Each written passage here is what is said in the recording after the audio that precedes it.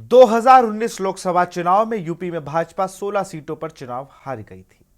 2024 में 16 सीटों पर जीत के लिए भाजपा ने स्पेशल स्ट्रेटेजी बनाई हुई है। 7 सीटों पर पिछले चुनाव में हार चुके प्रत्याशियों पर दांव लगाया है, जबकि 5 सीटों पर नए चेहरे उतारे हैं। इनमें से 2 सीटों पर बसपा सांसद जीते थे, वह भी अब भाजपा ज्वाइन कर चुके हैं। यह 16 सीटें ओबीसी और दलित बाहुल है। इन पर प्रचार के लिए नरेंद्र मोदी, अमित शाह, योगी आदित्यनाथ, एसपी सिंह बघेल समेत 10 बड़े नेताओं को प्रचारक बनाया गया है। यही नहीं, यहां प्रत्याशियों के सिलेक्शन से लेकर प्रचार और ग्राउंड लेवल पर वर्किंग के लिए स्पेशल प्लान बनाया गया है। इस रिपोर्ट में देखिए।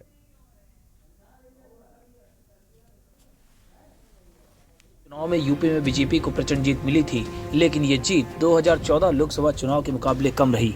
भाजपा 16 सीटों पर चुनाव हार गई। अब 2024 में इन 16 सीटों पर जीत के लिए भाजपा ने स्पेशल स्ट्रेटेजी बनाई है, लेकिन सवाल है क्या बीजेपी यूपी में 80 में 80 सीटें जीत पाएगी। 16 हारी सीटों में 7 सीटों पर 2019 में चुनाव में हार चुके प्रत्याशियों पर दांव लगाया गया है, जबकि 5 सीटों पर नए चेहरे उतारे गए हैं। इनमें से जिन 2 सीटों पर बसपा सांसद जीते थे, वो अब भाजपा ज्वाइन कर बीजेपी की ताकत को बढ़ा रहे हैं। 16 सीटों पर प्रचार के लिए नरेंद्र मोदी, अमित शाह, योगी आदित्यनाथ, एसपी सिंह बघेल समेत 10 बड़े नेताओं को स्टार प्रचारक बनाया गया है।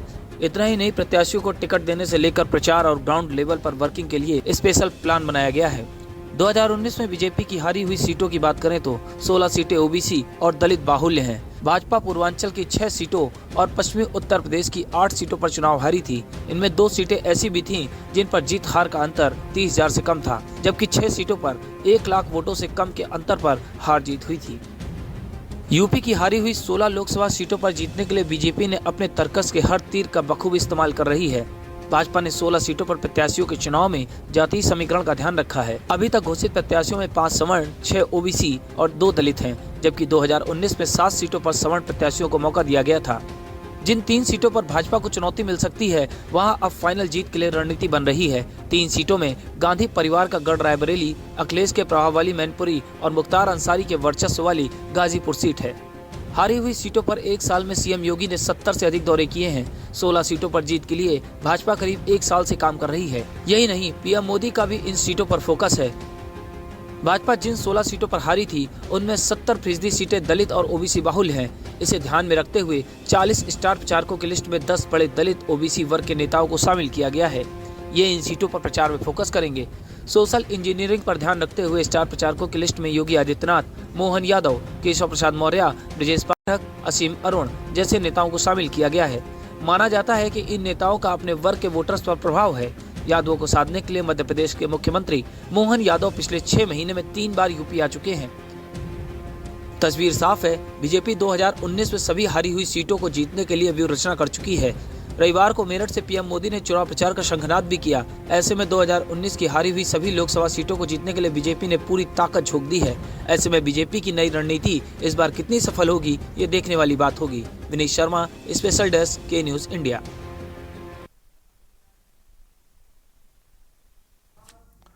तो भाई 16 सीटों का जो मजबूत किला है विपक्ष का, उन्हें तोड़ने के लिए बड़ी रणनीति की गई है। आजमगढ़ से जो बसपा सांसद थी, वो बसपा की संस्थापक सदस्यों में थी, उनकी बेटी थी, वो भाजपा में आ चुकी है। श्रावस्ती से जो बसपा के सांसद थे, वो भी आ गए हैं। और ऐसी तमाम सीटें हैं जहां पर, जैसे अब और अन्य जिलों की बात करें हम, अगर मुरादाबाद के जो सांसद थे वो भी कांग्रेस में आ गए हैं। तो बसपा ही जीती थी वो 2 सीटें, और उन दोनों सीटों के जो करंट सांसद हैं वो दोनों भारतीय जनता पार्टी में आ गए। जफर नकवी हैं, भाजपा के प्रवक्ता, हमारे साथ जुड़ चुके हैं। बहुत बहुत स्वागत है आपका। सुरेंद्र दुबे जी हैं, बहुत वरिष्ठ पत्रकार हैं, सर आपका बहुत बहुत स्वागत है। मोहम्मद साजिद है, सपा प्रवक्ता है, आपका भी बहुत बहुत स्वागत है। सबसे पहले सुरेंद्र सर के पास ही चलूंगा। सर, इस बार चुनाव कुछ अलग तरीके का हो रहा है। ये 16 सीटें वो है जहां पर भारतीय जनता पार्टी जीत नहीं दर्ज कर पाई थी। उसमें गाजीपुर भी शामिल है, जहां से अफजाल अंसारी ने मनोज सिन्हा को हराया था। सपा बसपा का गठबंधन का टिकट था। और आजमगढ़ की जो लालगंज लोकसभा सीट है, वहां पर भी सपा बसपा गठबंधन के प्रत्याशी की जीत हुई थी। वैसे श्रावस्ती में दद्दन मिश्रा हारे थे और वर्मा जी जो वहां से सांसद है वो जीते थे। इस बार ये गणित कितना सही बैठेगा, सपा कांग्रेस और आम आदमी पार्टी या जो अन्य इंडिया गठबंधन के नेता वहां पर चुनाव लड़ रहे हैं।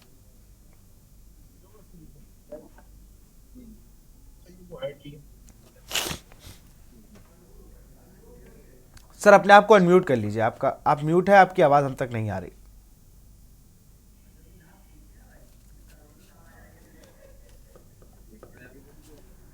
तो भाई गाड़ी थोड़ी आराम से चलाओ। अब आई आवाज? हाँ सर, आप आवाज आ रही है आपकी। देखिए, मैं कह रहा हूँ कि जीती थी तो वो तो जीती थी, उसके ऊपर जाना है, क्योंकि बीजेपी का दावा है या नारा है कि हम 80 में 80 जीतेंगे। सच्चाई क्या है ये आप भी जानते हैं, हम भी जानते हैं। अब जो 16 सीटें बची हैं, तो ठीक है, हम डिस्कशन के लिए ले रहे हैं कि इन 16 सीटों पर भाजपा क्या रणनीति बना रही है। इन भाजपा तो उन 62 पर ही बना रही है जो जीती है, क्योंकि जो इंटरनल रिपोर्ट्स हैं बीजेपी की, उनमें कहा गया है कि उनका प्रदर्शन वो रहने वाला नहीं है, जनता नाराज है और उनको एंटी इनकम्बेंसी का सामना करना पड़ सकता है। दूसरे, इस बार जितना विपक्षी गठबंधन एकजुट है, उसको देखते हुए बीजेपी की दिक्कत हो सकती है। कांग्रेस और सपा एक साथ आ गए तो हो सकता है ये इनको क्या कहते हैं, बीजेपी का मुकाबला करे कस के। तो इसलिए आप उसको 16 से मत जोड़िए। टोटल 80 में 62 पर भी उतनी ताकत लगाए जितनी 16 पर लगा रहे हैं। अब 16 फ्रेगमेंटेड उनकी अलग अलग सीटें हैं कि कैसे हम जीते इन सीटों पर। और भाजपा के पास एक अच्छी चुनावी मशीनरी है, एक बहुत बड़ा मैनेजमेंट ग्रुप है चुनाव का, जो आज से पिछले साल भर से इसी काम में लगा हुआ, जिसमें आरएसएस के बहुत बहुत धुरंधर लगे हुए, पार्टी के धुरंधर लगे हुए, या ऐसे फुल टाइमर लगे हुए जो दिन भर ये सोचते रहते हैं कि ये हमको 16 सीटें कैसे जीतनी है जो हम हार गए थे। यही बीजेपी की चुनावी रणनीति रहती है कि जहां विजय पा रहे हैं तो ठीक है, लेकिन जो हार में अगर एक भी सीट हम रिटेन कर सकते हैं तो उसके लिए पूरी जी जान लगा देते हैं। रही गठबंधन की बात, तो उनके लिए देखिए बहुत अच्छे लक्षण तो नहीं है। स्वामी प्रसाद मौर्य भाग गए, अनुप्रिया पटेल दूसरी जगह गई, अब सुना है वो ओवैसी के साथ मिलकर कोई नया खेल खेलेंगे। कहने के लिए कह सकते हैं इससे क्या होगा, लेकिन कुछ वोट तो कटते ही है। तो जो मार्जिनल लेवल पर विक्ट्री होने वाली है या हार होने वाली है, वहां तो असर पड़ता है। तो मैं मानता हूं कि अभी सत्ता पक्ष की तुलना में विपक्ष उतना धारदार तरीके से अटैक नहीं कर पा रहा है। इसीलिए आपका यह आकलन बिल्कुल सही है कि पक्ष तैयार है लेकिन विपक्ष नहीं तैयार है। जी बिल्कुल, तो विपक्ष के पास ही चलते हैं। साजिद भाई, अभी भी क्या दिक्कतें हैं? अगर वो पार्टी से नाराज चल रहे थे तो आपके पास भी शामिल कराने का अच्छा मौका था। आप रितेश पांडे अंबेडकर नगर से हैं, वो काफ़ी दिनों तक अखिलेश यादव के संपर्क में रहे, लेकिन उसके बाद उन्होंने भारतीय जनता पार्टी में शामिल हो गए। ऐसे तमाम नेता थे जो अखिलेश यादव के संपर्क में तो रहे, लेकिन एंड ऑफ द मोमेंट वो स्विच कर जाते हैं, या तो वो भाजपा के साथ चले गए या वो जिस पार्टी में है उसी में रहते हैं।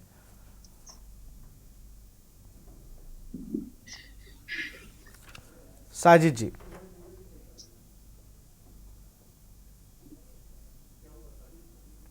आपको आवाज आ रही है? अनम्यूट कर लीजिए अपने आप को।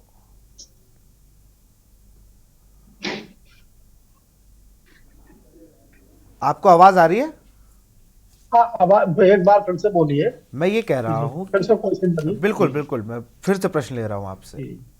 जी जी। 16 सीटों पे जो अब जैसे कई जगह है कि जो सिटिंग सांसद है उन्होंने पार्टी को चेंज कर दिया, ऐसा मौका समाजवादी पार्टी के पास भी आया था, लेकिन किसी कारणवश अब जैसे अंबेडकर नगर के सांसद हैं, वो तो अखिलेश यादव से मिल रहे थे, फोटो तक उनकी बड़ी वायरल हुई, और उसके बाद वो चीज़ें थी कि वो शामिल हो रहे हैं समाजवादी पार्टी में, लेकिन ऐन मौके पर उन्होंने बात नहीं बनी और वो भारतीय जनता पार्टी के साथ चले गए। तो ऐसा तमाम नेताओं के साथ हुआ है। वो अखिलेश यादव के संपर्क में आए, अखिलेश यादव ने उनसे बातचीत की, एक अच्छी बातचीत होती है, लेकिन उसके बाद वो समाजवादी पार्टी में नहीं आते हैं। विशाल पंडित जी, ये है क्या कि भारतीय जनता पार्टी धन बल ईडी सीबीआई की राजनीति कर रही है, और एक रितेश पांडे जी नहीं, उन्होंने हिंदुस्तान में लगभग 450 से अधिक सांसद और विधायक तोड़े हैं, और मध्य प्रदेश से लेकर जो है वो महाराष्ट्र, कर्नाटक समेत कई राज्यों में उन्होंने सरकारें गिराई हैं और फिर अपनी बनाई।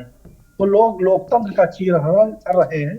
तो समाजवादी पार्टी में अगर वो आते तो उनका स्वागत था, लेकिन कहीं ना कहीं उनके ऊपर दबाव था जिसके चलते वो भारतीय जनता पार्टी की तरफ गए हैं, और यह दबाव उन्हीं पर ही नहीं, तमाम और भी सांसद और विधायकों पे है।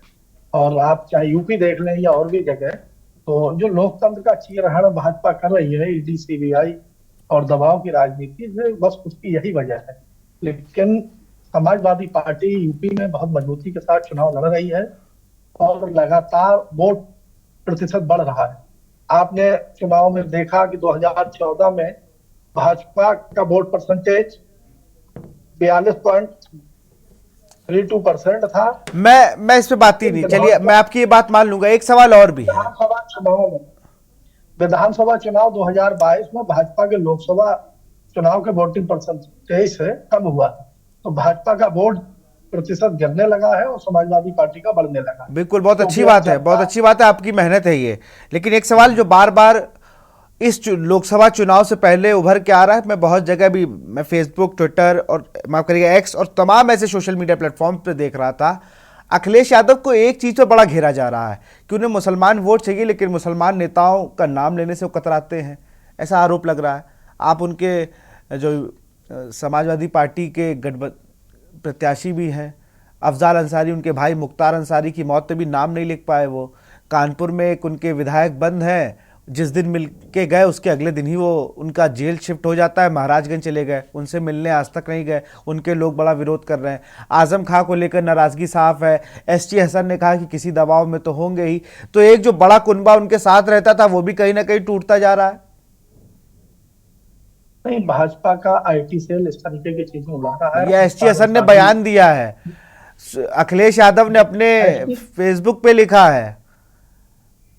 एसटी हसन साहब ने ये बयान दिया है कि मैं समाजवादी पार्टी के साथ हूं और मुझे समाजवादी पार्टी ने घर से बुलाकर मेयर बनवाया, फिर सांसद बनवाया, और अब उन्होंने अगर मेरा टिकट काटा है तो कहीं कोई कारण रहे होंगे, लेकिन मैं समाजवादी पार्टी का एहसानमंद हूं और कहीं ना कहीं फिर मुझे मौका मिलेगा, मैं जिसको प्रत्याशी बनाया मैं उसके साथ हूँ, चुनाव लड़ाऊंगा। उनका अंतिम बयान ये है। लेकिन आईटी सेल उसको दूसरी तरीके से चला रहा है, और मुख्तार अंसारी साहब के साथ उनके पूरे परिवार ने अलग अलग बयान दिए हैं और वो लोग साथ हैं। और माननीय सतपाल जी का कहना था कि मुख्तार अंसारी साहब तो मेरे पारिवारिक रिश्ते थे, और आज समाजवादी पार्टी के पूर्व सांसद श्री धर्मेंद्र यादव जी वहां मुख्तार अंसारी साहब के घर पहुंचे हुए हैं, और कब्र पर उन्होंने उनके पूर्वों की अकीदत पेश की, और इसके बाद जो है उनकी मगफरत के लिए दुआएं की है और उनके परिजनों से मुलाकात भी की है। तो ये आज वह समाजवादी पार्टी केवल मुसलमानों के साथ ही नहीं, मुसलमानों के भी साथ है और सभी समाजों के साथ है, और वो देश को बचाने के लिए, संविधान को बचाने के लिए लड़ाई लड़ रही है। उसमें समाजवादी पार्टी को केवल मुसलमानों की पार्टी कहना गलत है। मैंने ये नहीं कहा है, मैंने ये थोड़ी कहा, लेकिन कोर वोटर तो वो भी है ना, ये तो मान लीजिए आप। नहीं, समाजवादी पार्टी के साथ सभी वोट है, और समाजवादी पार्टी मुसलमान, यादव, दलित, पिछड़े, समाजवादी पार्टी का नारा पीडीए है, तो वो पीडीए के साथ है, और समाजवादी पार्टी सबको साथ लेकर चल रही है, और इसीलिए समाजवादी पार्टी का वोट परसेंटेज बढ़ रहा है, और हम यूपी की इंडिया गठबंधन 80 की 80 सीट जीतने जा रहा है। जफर जी, बड़ा हंस रहे हैं आप, कुछ तो ऐसा क्या हो गया, हमें बता दी तो हम भी थोड़ा मुस्कुरा लें। विशाल जी, हमारे प्यारे भाई मोहम्मद साजिद साहब जिस तरह से बता रहे थे कि मुसलमानों का कोई वोट भारतीय जनता पार्टी से हट के समाजवादी पार्टी की ओर है, तो मैं कुछ चीजों को बहुत आशना कर दूं। साजिद साहब, आप तो माशाल्लाह से पुराने समाजवादी नेता हैं और अच्छे से हमारे आप एक निजी संबंध भी, तो मैं आपको याद दिला देता हूं कि आपकी पार्टी, जिस समाजवादी पार्टी की आप विचारधारा की बात करें, इसने सिर्फ दरी और चादर बिछवाई है आपसे, इसके अलावा आपको कुछ कहीं अहमियत नहीं दी है। ये सब चीजें आप लोग पता नहीं क्यों भूल जाते। बेचारे आजम खान साहब की हालत देखिए ना, वो बेचारे आने वाली स्थिति में उनकी क्या परिस्थिति होने वाली किसी को नहीं मालूम है। बहुत से ऐसे नेतागण, अभी कानपुर की बात कर रहे थे, इरफान सोलंकी साहब का नाम लेने में आवाज आपके मुंह से नहीं निकलती, आपके सो कॉल्ड बड़े नेता की, जिनको आप प्रधानमंत्री पद का दावेदार भी कभी कभी आप लोग बता देते हैं। पीडीए में ए भी सबसे लास्ट में इसलिए क्योंकि ए को कभी कुछ समझा ही नहीं आपकी पार्टी ने। सिर्फ हमसे क्या करवाया आपकी समाजवादी पार्टी ने, जहां पे इफ्तार पार्टी वहां पे टोपी पहन के मुसलमानों को टोपी जरूर पहना दी। ये काम सबसे पहले समाजवादी पार्टी ने किया। देश के मुसलमानों को सबसे ज्यादा अगर गुमराह किसी पार्टी ने किया तो वो इंडिया गठबंधन की वो तमाम वो दोनों पार्टियां हैं जो मुख्य पार्टी कांग्रेस और समाजवादी। इसने हमेशा कहा कि भाजपा आएगी तो कत्लेआम होगा।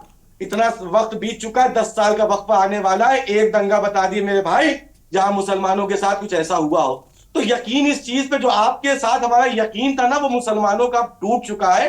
और ये जो 80 लोकसभा सीट जिसके लिए हमारे ये मंथन आज ये डिबेट है, ये 80 की 80 में मुसलमान इस बार आपको यकीनी तौर पे बताएंगे कि समाजवादी पार्टी ने सिर्फ हमको उस तरह से इस्तेमाल किया कि हम तो वो टिश्यू पेपर है जिससे मुंह पोंछ के हटा दिया जाता है। भीड़ चाहिए तो मुसलमान चाहिए, दही चादर बिछानी हो तो मुसलमान चाहिए, झंडा उठाना हो तो मुसलमान चाहिए, लेकिन जब एमएलसी बनना होगा तो यादव चाहिए, जब विधायक का नाम प्रत्याशी घोषित करना होगा तो मुसलमान नहीं चाहिए, वहां भी यादव चाहिए। जब आपको सांसद प्रत्याशी घोषित करने में तो पहले परिवार याद आएगा, बाद में मुसलमान की 1-2 सीट देके मुसलमान को यह बताने की कोशिश की जाए कि हम तुम्हारे हिमायती है। अब मुसलमान आपकी जो गुमराही वाली जो राजनीति थी ना, उससे मुसलमान बहुत दूर चला गया है। और ये खुदा का शुक्र है मुसलमानों के ऊपर कि मोदी का नेतृत्व मिला। मोदी ने किसी की एक विशेष जाति वाली पार्टी ना छोड़ के सबका साथ, सबका विकास, सबके विश्वास और सबके प्रयास की बात की।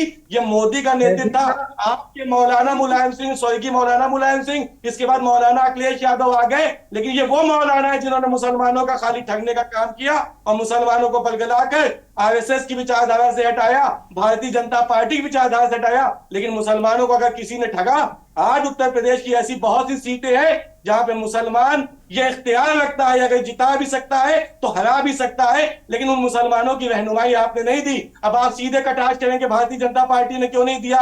हम मानते हैं अभी हमारे पास वो लीडरशिप का वो चेहरा मुसलमानों में अभी इख्तियार में नहीं है, अभी उसका वो जनमानस में वो वोट शेयर नहीं है कि वो खड़ा होगा और जीत जाएगा। तो समाजवादी पार्टी जो मुसलमानों की हिमायती पार्टी थी, उसने सिर्फ मुसलमानों को वहां इस्तेमाल किया जहां भीड़ चाहिए, जहां जनता चाहिए, जहां लाठी कहानी मुसलमान आगे कर दिए जाते हैं। क्या आपके पास ऐसा दायित्व आपने मुसलमानों को, जहां मुसलमानों को कोई रहनुमाई दी हो, चलिए मुसलमानों का नाम लेने में, आवाज निकालने में। आऊंगा जफर भाई, आऊंगा। संतोष यादव जी है, वरिष्ठ पत्रकार है, इनके पास चलूंगा। आप दोनों को रोकूंगा। संतोष जी, बात कर रहे हैं, प्रधानमंत्री जी तो टोपियों से पहचान रहे हैं, कपड़ों से पहचान रहे हैं। आप बात कर रहे हैं कि वो सबको साथ लेकर चल रहे हैं। आप कहाँ हैं? आप उनकी बात आऊंगा। साजिद भाई आपके पास भी आऊंगा। एक बार जरा मैं संतोष जी के पास चलूंगा। संतोष जी, रात के अंधेरे में विपक्ष तैयार अभी तक नहीं हो पाया है, कहीं तो अभी सीटें नहीं डिक्लेयर हैं, लोग उस तरीके से प्रचार नहीं कर रहे हैं विपक्ष के जिस तरीके से भारतीय जनता पार्टी कर रही है। संतोष जी, देखिए, विपक्ष पहले तो अभी एकजुट हो ही नहीं पा रहा। जिस तरह से इंडिया गठबंधन लेके आए थे, ममता बनर्जी को, इसको उसको सबको एक मंच पे लाने का प्रयास किया, लेकिन आखिरी पड़ाव में सब, कोई ईरान भागा, कोई तूरान भागा, सब अपनी तरफ भागने लगे। इस बारे में विपक्ष को बहुत कुछ सोचना होगा। और ये जो ख्वाबी पुलाव समाजवादी पार्टी हो, चाहे बीजेपी हो, कांग्रेस हो, जो देख रही है कि मैं 80 में 80 आज के इतिहास में कोई जीता है? इतिहास उठा के देख लीजिए। इंदिरा जी की जबरदस्त लहर थी, उसमें तो 80 में कोई 80 जीत नहीं पाता। इसमें कहां जीत जाएगा भाई? इसका असर जो है गठबंधन का कुछ ना कुछ तो पड़ेगा ही। और वोट बैंक जो है बटा है। ये जो हमारे जफर जी कह रहे थे, बिल्कुल सही कह रहे कि अखिलेश जी वोट बैंक लेने के लिए तो सब कुछ ठीक है। यादव, जब यादव में पहुंचे तो बोले मैं यादव हूं, यादव को भी लात मारी। इनके कार्यकाल में, जफर जी को याद नहीं होगा, सबसे ज्यादा यादवों पे मुकदमे हुए, उनके घर तोड़वा दिए गए। ये अखिलेश जी के कार्यकाल की बात बता रहा हूं। अब आ जाइए माननीय मुख्यमंत्री योगी आदित्यनाथ जी पर। योगी आदित्यनाथ जी का इतिहास उठा के देख लीजिए कि उन्होंने किस यादव पे जुल्म किया। आज तक किसी पे नहीं किया, बदनाम है सिर्फ। कि यादव कोई सुनता नहीं, सुनता कैसे नहीं? मैं प्रत्यक्ष उदाहरण बैठा हूं। डिबेट में अपने उत्तर प्रदेश और भारतवर्ष के लोग देख रहे होंगे। मैं उनसे आग्रह करता हूं कि मुख्यमंत्री योगी आदित्यनाथ जैसा आज तक मुख्यमंत्री नहीं हुआ। मेरा घर डॉक्टर आरती लाल चंदानी ने 3 दिन में तुड़वा दिया था, और हर्षवर्धन जी कैबिनेट मंत्री थे जो कानपुर मेडिकल कॉलेज के पढ़े हुए थे। योगी जी के दरबार में जब मैं पहुंचा और उनको अपनी बात बताई कि मेरे साथ ये अन्याय हुआ है, आरती लाल चंदानी को रात में 1:30 बजे हटाकर किनारे फेंक दिया था। तो भी मैं यादव था। एलिगेशन कोई किसी पे लगा सकता है, ये बात बिल्कुल सही है कि अगर आपके साथ कोई जुड़ा है, मुख्तार अंसारी समाजवादी पार्टी जुड़े थे, बसपा से जुड़े थे, अफजाल अंसारी जुड़े थे, तो ये कहने में आप क्यों डर रहे हो कि ये हमारी पार्टी के लोग नहीं हैं? यूपी में आप खुल के अरे बोलिए। 75 जिलों में कितने डीएम और एसएसपी यादव है, ये बताइए। आप जब यादव को भाजपा में सम्मान दे रही है तो कितने यादव है? और आप कह रहे हैं कि यादवों पे और पीडीए पे ही सबसे ज्यादा जुल्म हो रहा है। पता नहीं आप कहाँ है। आप देखिए, अभी मैनपुरी में एक पूर्व विधायक जी का मकान गिरा दिया, बुलडोजर से ढा दिया गया।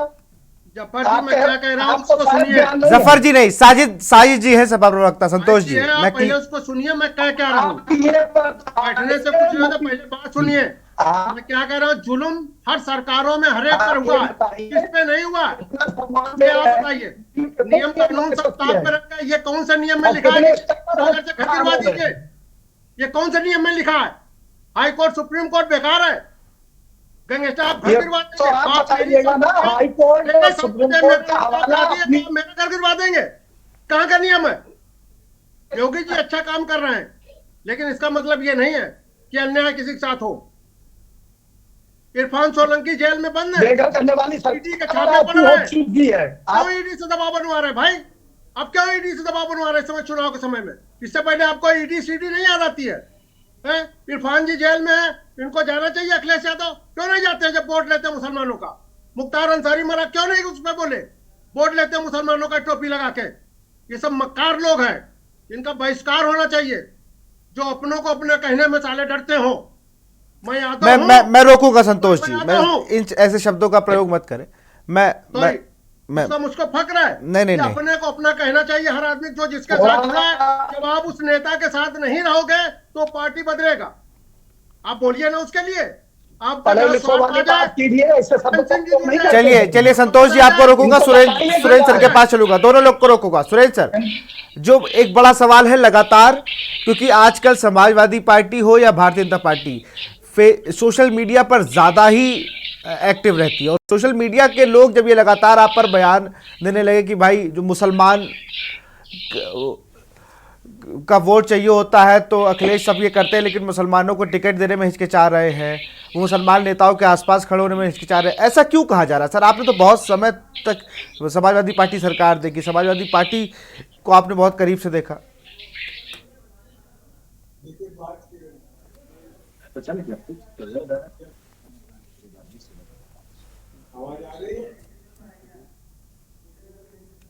सुरेंद्र जी को आवाज आ रही है?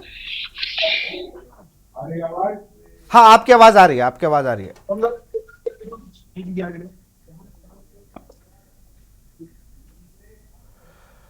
तो कुछ तकनीकी खामी है, इस पे काम करेंगे हम फिर से। एक यहाँ पर वक्त है एक छोटी सी ब्रेक का, ब्रेक के बाद जल्द हाजिर होते हैं। 2024 के महासभा में हम बात कर रहे हैं 16 सीटों पर, जहां पर भारतीय जनता पार्टी या एनडीए गठबंधन फेल हुआ था। यूपी में 80 सीटें जीतने का लक्ष्य है, एक खास प्लान के साथ वो उतरी है, लेकिन विपक्ष का यहाँ पर प्लान कुछ दिख नहीं रहा है। दिख रहा है तो वो कहाँ पर है, वो किस कोने में है, ये ऐसा दिख नहीं रहा, ये साफ चीज़ें हैं। सुरेंद्र दुबे जी हैं, वरिष्ठ पत्रकार हैं, इनका रुख करेंगे। सर, सेम सवाल है कि लोगों की मांग उठ रही है कि अखिलेश यादव को क्या दिक्कतें हो गई हैं, और इन 16 सीटों पर अगर विपक्ष हारता है तो कहीं ना कहीं फिर यूपी में जो आंकड़ा है वो और बदलेगा।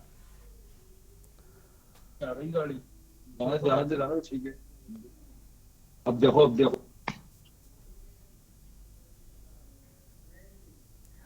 हाँ सुरेंद्र सर, आपको आवाज आ रही है? सुरेंद्र सर, आपको आवाज आ रही है?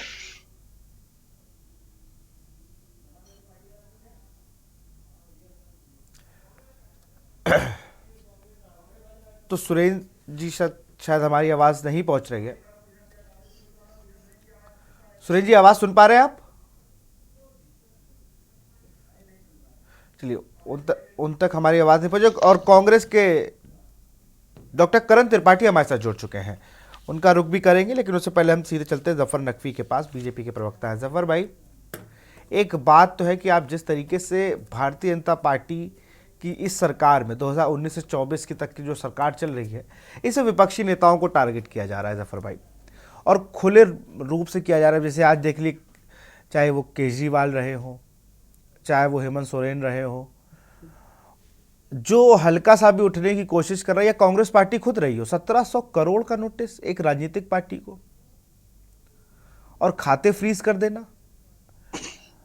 डेमोक्रेसी अगर है तो फिर वो है कहां? बड़ा सवाल ये है। बात इन 16 सीटों की है, लेकिन जब पार्टी के पास, एक पार्टी के पास तो इतना पैसा है, बात क्या होती है बराबरी की, एक पार्टी के पास इतना चंदा आ रहा है, इतना पैसा आ रहा है, वो हर जिले में अपना 5 स्टार रूपी बना दिया उसने कार्यालय। एक दो में तो मैं गया हूं, मुझे बड़ा अच्छा लगा, और एमपी में तो और भव्य दिव्य बने हैं। लेकिन अब एक पार्टी के पास पैसा ही नहीं छोड़ रहे हो आप, उनके जो सो कॉल्ड फाइनेंसर है उनको अपनी पार्टी से राज्यसभा भी भेजे दे रहे हो। फिर आप उम्मीद कर रहे हो कि भारत में सब एक बराबर है, और आप कहते हो हम सबका साथ, सबका विकास, सबको एक नजरिए से देखते हैं।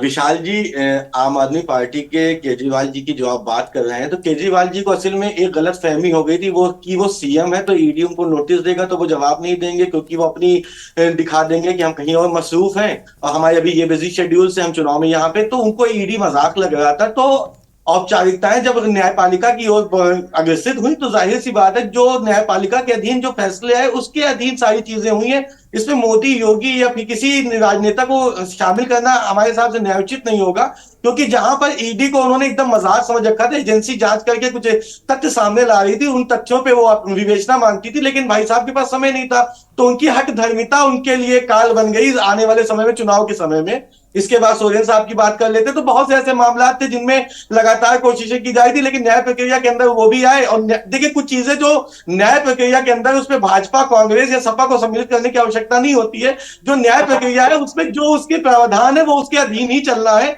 और कोई भी व्यक्ति के पास ऐसा तो नहीं हमने उसके अधिकार छीन लिए है, वो अगली अदालतों में जाकर अपनी याचिका दाखिल करे और जो भी न्यायोचित उसके लिए हो सकती कार्रवाई वो की जाएगी। लेकिन अगर उसके लिए ये दोषी बना लेना, और ये आपने जो बताया कि इंडिया गठबंधन के जो कांग्रेस है उसके अकाउंट सीज हो गए, तो उसके अकाउंट के एक लिमिटेशन के वो अकाउंट सीज हुए जिसकी उसने विवेचना मांगी गई थी, जिसके आधार पर अभी तक उसकी उन्होंने कोई ऐसी विवरण नहीं दिया है, केवल उतना ही अमाउंट सीज किया गया है, खाते नहीं सीज किए गए। एक फिक्स अमाउंट, जो अमाउंट पे सवाल किया गया था उसका जवाब न मिल पाने की वजह से सिर्फ उतना अमाउंट वो जो है सीज किया गया है, उसके अलावा सील नहीं किया गया है।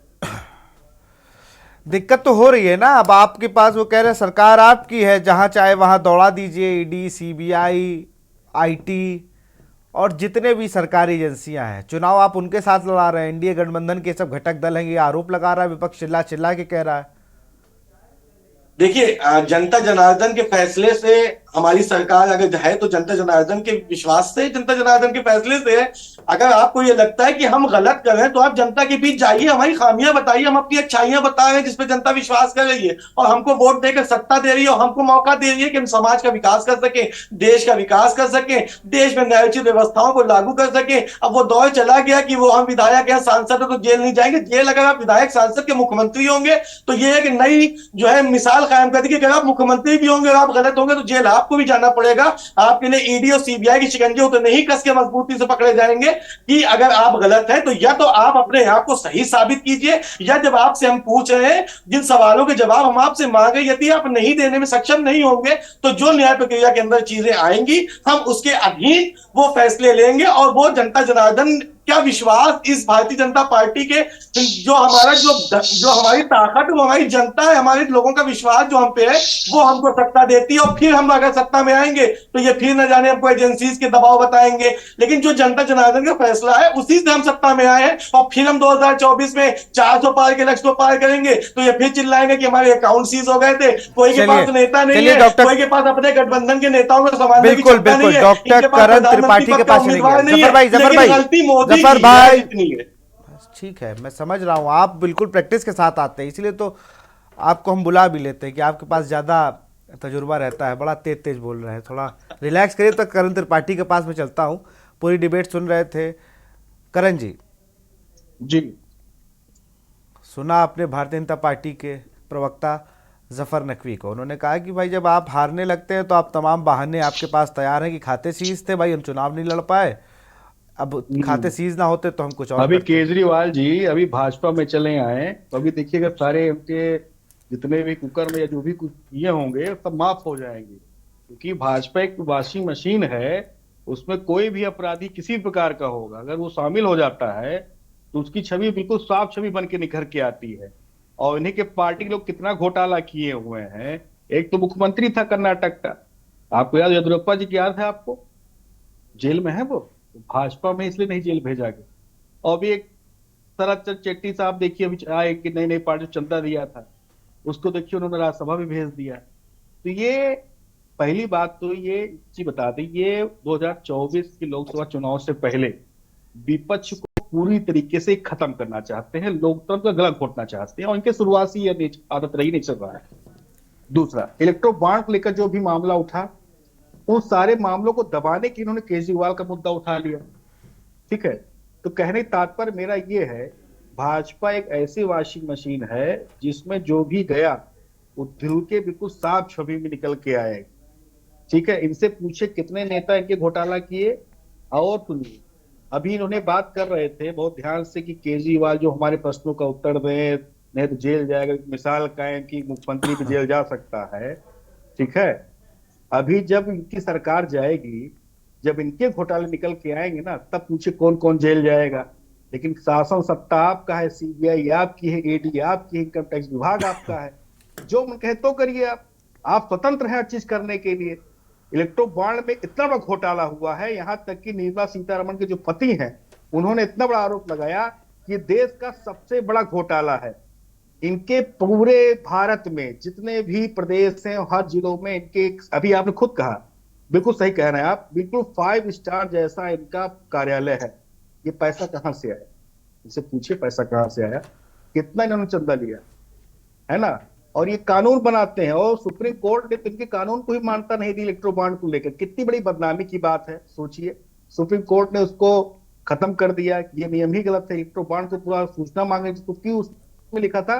अभी देखिएगा जो इलेक्ट्रो बॉन्ड चंदा जो लोग दिए हैं, अभी वो भी रिट दायर कर देंगे कि आपने हमसे कहा था कि जो भी इलेक्ट्रो बॉन्ड चंदा देगा उसका नाम गोपनीय रखा जाएगा। बिल्कुल, इस पे भी किसी दिन चर्चा कर लेंगे विस्तार से। फिलहाल आप सबका बहुत बहुत शुक्रिया हमसे जुड़ने के लिए। 2019 की जिन 16 सीटों पर महासंग्राम होना है, इन यूपी के सीटों को मिला के, अब ये देखना होगा कि उन 16 सीटों को लेकर विपक्ष क्या प्लान बनाता है, क्या वो अपनी उन जीती हुई सीटों को फिर से हासिल कर पाएगा। फिलहाल 2024 के महासमर में इतना ही। देखते रहिए के न्यूज़ इंडिया। नमस्कार।